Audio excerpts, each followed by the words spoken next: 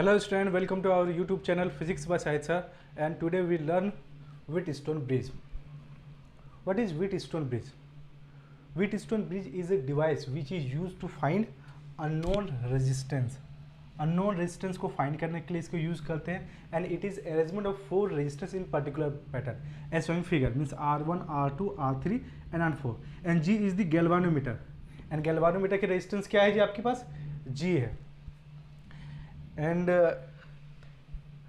R1, R2, R3 are known resistance, and we consider R4 is unknown resistance.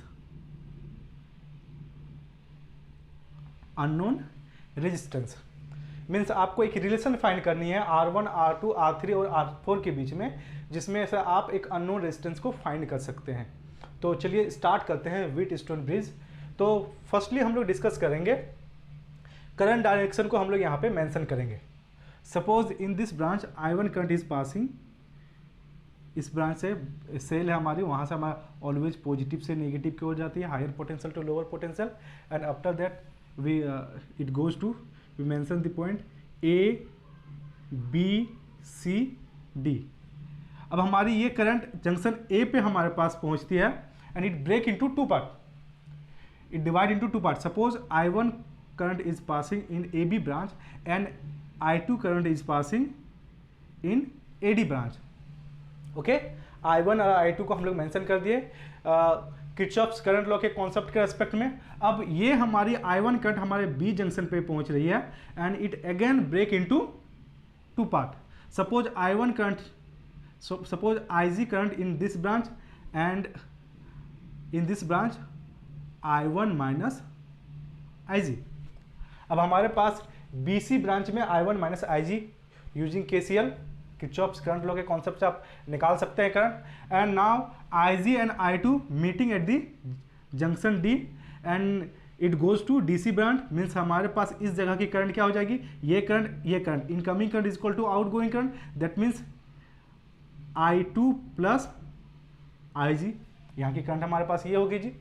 अब now BC branch current and DC branch current meeting at the junction C, and the current will be at that point I1 minus IG plus I2 plus IG. ये वाली current यहाँ पे और ये वाली current यहाँ पे मीट कर रही है. दैट मीन्स IG कैंसिल हो गई, तो हमारे पास हो जाएगी I1 plus I2. Okay, I1 plus I2. अच्छा, यहाँ पे आप बोल सकते हो, इस जगह पे आप ये कंसिडर कर सकते हो कि ये आई यहाँ पे गई और टू पार्ट में ब्रेक हो गई. That means we can write like this, I is equal to I1 plus I2. Okay, firstly we mention the current in all branch. Means हमारे पास यहाँ पे आई करंट गई, और यही ये जो हमारे करंट यहाँ पे पहुँची, ये वापस हमारे पास आई हो गई. ओके, अब हमें एक रिलेशन फाइंड करनी है R1, R2, R3 और R4 के बीच में, जिससे हम कोई भी जो इसके अननोन रेजिस्टेंस है उसको हम लोग फाइंड कर सकते हैं. तो चलिए सबसे फर्स्ट हम लोग मेंशन करते हैं लूप.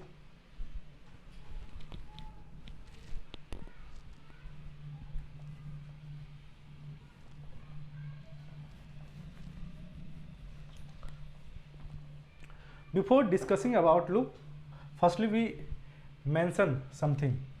मीन्स सपोज आपकी ये अगर आपकी रेजिस्टेंस है और करंट इस डायरेक्शन में आपकी फ्लो कर रही है, तो always consider current flow always higher potential to lower potential. That means we consider at that point positive and at that point negative. Suppose resistance of this is R. Means ये जो positive sign mention करते हैं, ये higher के लिए mention करते हैं, और ये हमारी लोअर के लिए हम लोग मेंशन करते हैं. तो अगर हम लोग ऐसा कंसिडर कर रहे हैं, व्हेन करंट डायरेक्शन और loop direction are same, then we consider higher to lower जा रही है, यानी कि पोटेंशियल ड्रॉप हो रही है, then we consider minus I into R in voltage form. Okay, now we consider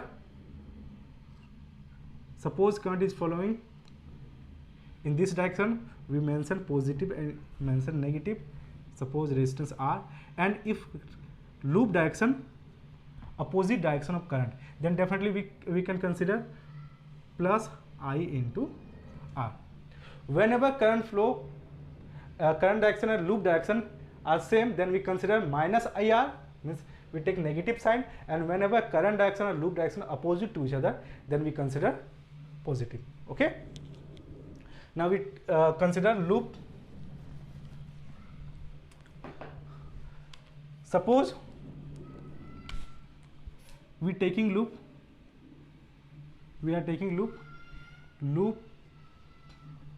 A B D A. Okay, in AB branch current direction and loop direction are same, then we take negative sign in voltage pump, that means minus I1 R1. Okay, after that current direction and loop direction are same, then we take negative sign, means Ig into G, because G हमारी galvanometer है, उसकी resistance को हमने G consider किए हुए. And after that we consider AD branch current direction and loop direction are opposite to each other, that means we consider positive sign, that means I2 into R3, that is equal to 0. Summation of all voltage in a Kirchhoff's voltage law और loop law जो बोल सकते हैं वो always क्या होती है, summation of V is always equal to 0. We consider loop 1. Okay, now we consider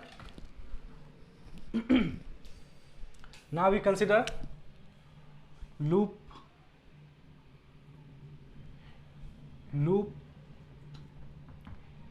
B C D B.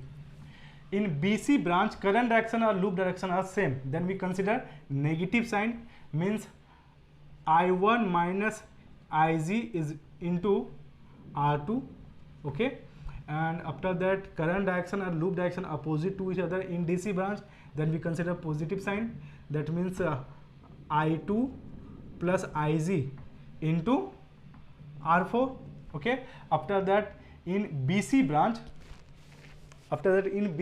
current direction or loop direction opposite to each other, that means we consider Ig into G in positive sign is equal to 0, because summation of all voltage in a closed loop is always equal to 0, that is Kirchhoff's voltage law.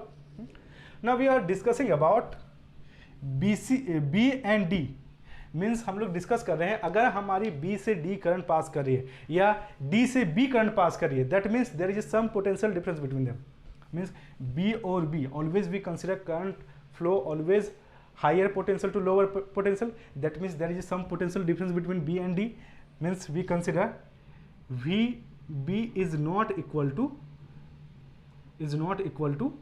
VD. Okay, VB is not equal to VD, that is called unbalanced condition.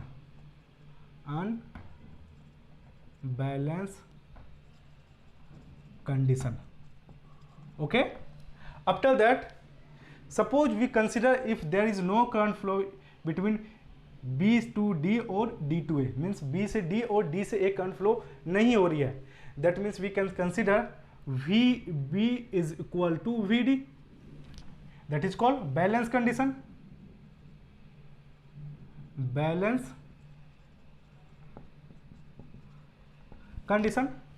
And we can also write like this, Ig is always equal to 0, means अगर हमारी potential के बीच में कोई V और D की अगर potential अगर आपकी इक्वल रहेगी, दैट मीन्स करंट फ्लो होने की कोई कॉन्सेप्ट ही नहीं आती है, बिकॉज हम लोग ये जानते हैं कि ऑलवेज करंट फ्लो करती है हायर टू लोअर. यहाँ पे आपकी B और D की पोटेंशियल अगर सेम है तो हमारा हायर टू लोअर की कॉन्सेप्ट ही नहीं आती, तो हमारे पास ये बैलेंस कंडीशन की बात करते हैं. तो हम लोग यहाँ पे जो हम लोग व्हीटस्टोन ब्रिज की जो हम लोग डिस्कस करेंगे तो ऑलवेज बैलेंस की हम लोग डिस्कस करेंगे, ऑलवेज हम लोग किसकी डिस्कस करेंगे, बैलेंस कंडीशन की हम लोग डिस्कस करेंगे. Okay, that means we consider Ig is equal to 0, means अब हमारी इक्वेशन 1 की अगर मैं बात करूँ, फ्रॉम इक्वेशन 1 की अगर मैं बात करूँ, फ्रॉम इक्वेशन 1 की अगर मैं डिस्कस कर रहा हूँ, अगर इक्वेशन 1 की अगर मैं डिस्कशन कर रहा हूँ तो Ig क्या हो जाएगी, हमारी 0 हो जाएगी. That means we can write like this, minus I1 into R1 plus I2 into R3 is equal to 0. That means we can also write like this, minus I1 R1 is equal to minus I2 R3. Minus minus cancel, that means we can write like this, I1 upon I2 is equal to R3 upon R1. Okay, we consider this is equations A.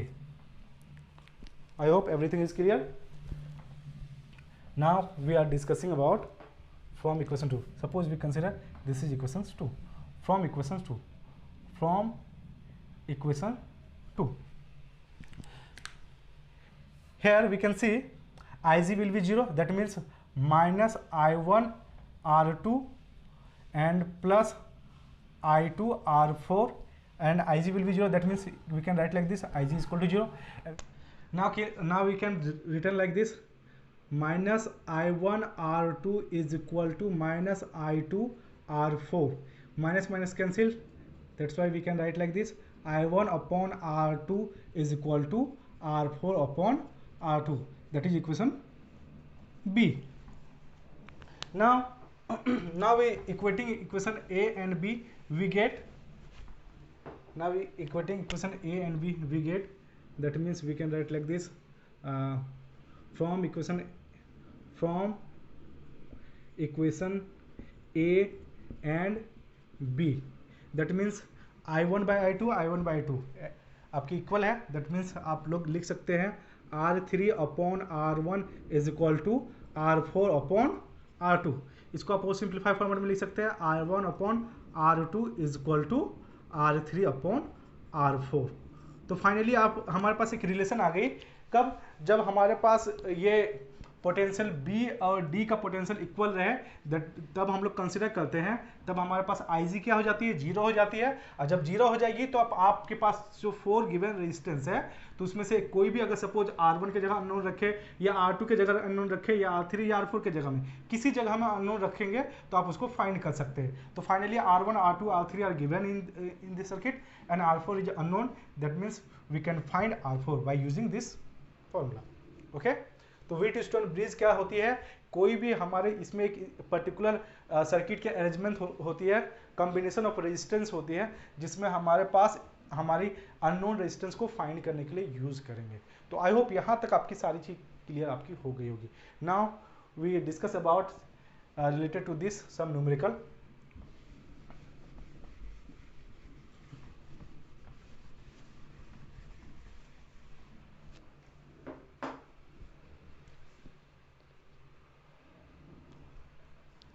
Suppose हम consider करते हैं, कोई एक questions के बारे में हम लोग कंसिडर करते हैं, ठीक है, कि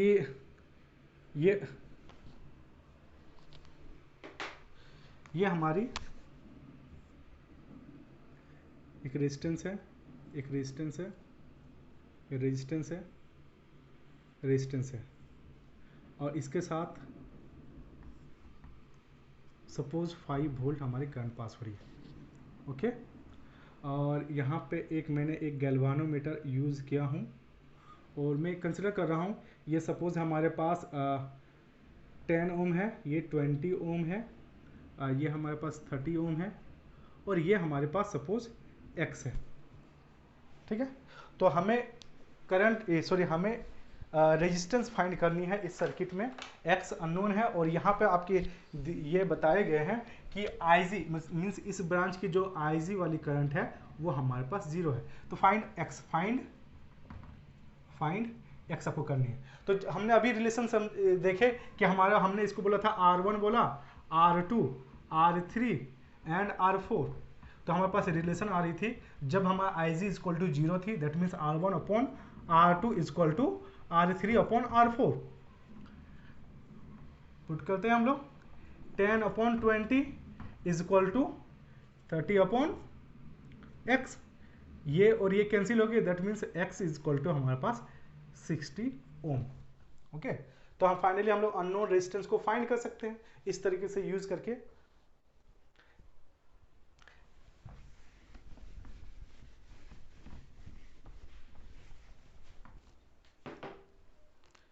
नेक्स्ट क्वेश्चन.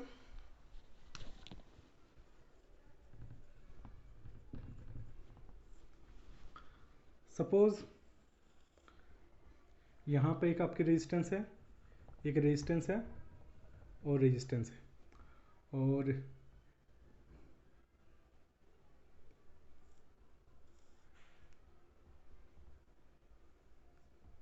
एक रेजिस्टेंस है,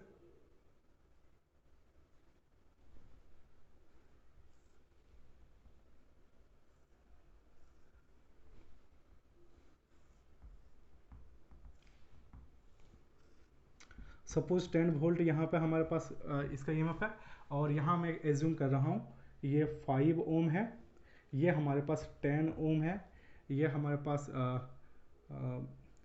6 ओम है, और ये हमारे पास है 12 ओम है, और ये सपोज हमारी 5 ओम है। ओके, तो आपको फाइंड करनी है, आपको इस सर्किट में how much current passing in this branch means I आपको फाइंड करनी है, फाइंड आई आपको करनी है। तो सबसे फर्स्ट अगर आपके पास इस टाइप का कोई क्वेश्चन रहे तो ये काफ़ी कॉम्प्लिकेटेड जैसे आपको दिखाई दे रही है, तो हम एक काम करते हैं कि इसको हम लोग व्हीटस्टोन ब्रिज के कॉन्सेप्ट में हम लोग सॉल्व करने की कोशिश करते हैं।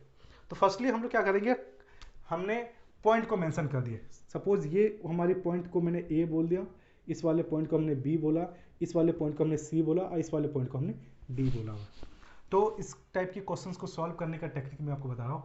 ए और डी को आप कंसिडर करो, मीन्स हमने ए पॉइंट ले लिया हुआ है, ठीक है, और ये हमने डी पॉइंट ले लिया हुआ, मीन्स ए और डी हमारे पास ये आ गई। अब हमने क्या कर दिया, बी और सी, तो या बी आप यहाँ पे ले लो, या फिर सी यहाँ ले लो, या फिर सी को यहाँ ले लो, बी को यहाँ ले लो, इंटरचेंज कर सकते हैं एज योर विश, ठीक है। अब हमने क्या किया, ए से हमारे पास सेल हमारी कनेक्टेड है, बी से हमारी ये हमारे पास डी थी, और यहां से हमारे सेल कनेक्टेड है, ये हमारी 10 वोल्ट की है। अगर मैं बोल रहा हूं कि ए से बी कितना है, 5 ओम रेजिस्टेंस है, दैट मीन्स ए से बी हमारे पास 5 ओम यहां पर लिख सकते हैं, बी से सी 5 ओम है, बी से सी 5 ओम है, ओके, सी से डी आपके पास 12 ओम है, 12 ओम है। अब हमने बोला ए से सी हमारे पास 6 ओम है, ए से सी हमारे पास 6 ओम है, और बी टू डी हमारे पास 10 ओम है। आई होप आपकी ये क्लियर हो गई होगी कैसे हम सर्किट को अरेंज करेंगे। तो यहाँ से अगर आप देखते हो तो आपको एक व्हीटस्टोन ब्रिज के कॉन्सेप्ट में आपको दिखाई दे रही है। तो फाइनली इसको हम कैसे सॉल्व करेंगे, तो हमने बोला कि suppose I current is passing in this branch, हमें क्या बोला कि ये हमारे पास R1 है, ये R2 है, ये R3 है, और ये R4 है। तो R1 अपॉन R2 हमारे पास केस थी, R1 upon R2 is equal to R3 upon R4। ये कंडीशन को अगर सेटिस्फाई कर रही है तो ये इस वाली ब्रांच में करंट पास नहीं होगी। That means we consider 5 upon 10, that means we can write like this 1 upon 2। और हमारे पास नेक्स्ट है हमारे पास 6 upon 12, we can write like this 1 upon 2। Means हमारे पास ये वाली केस जो हमारे पास व्हीटस्टोन ब्रिज की जो केस थी वो हमारे पास सेटिस्फाई कर रही है।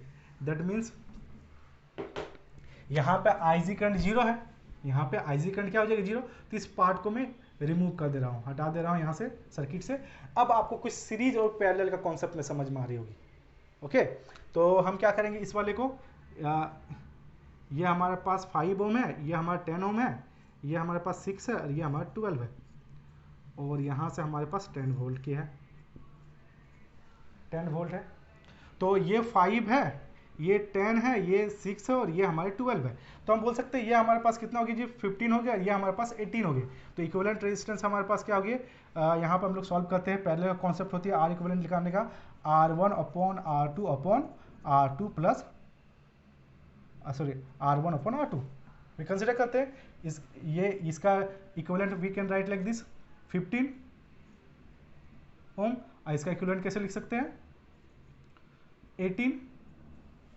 दैट मीन्स आर इक्विवेलेंट ये है जी, आर इक्विवेलेंट कितना हो रही है, सॉल्व करेंगे 15 इंटू 18 अपॉन 15 प्लस आपके पास हो जा रहा है 18। तो इसको आप सिंप्लीफाई कर सकते हो, आर इक्विवेलेंट, ये आर इक्विवेलेंट है जी, और ये हमारे पास 10 वोल्ट है। तो हमारे पास फॉर्मूला होती है V equal to I into R equivalent. That means I equal to V upon R equivalent. तो आपके पास V आपके पास गिवन है, और आर इक्विवेलेंट फाइंड करके आप यहाँ से निकाल सकते हो। आई होप ये सारी चीज़ आपको क्लियर हो गई होगी। व्हीटस्टोन ब्रिज क्या होती है और उससे रिलेटेड न्यूमेरिकल्स बिल्कुल इसी टाइप का आती है, इस टाइप के फिगर दिए रहते हैं, इसको सिंप्लीफाई फॉर्म में आपको करना है और आप इसको कर सकते हो।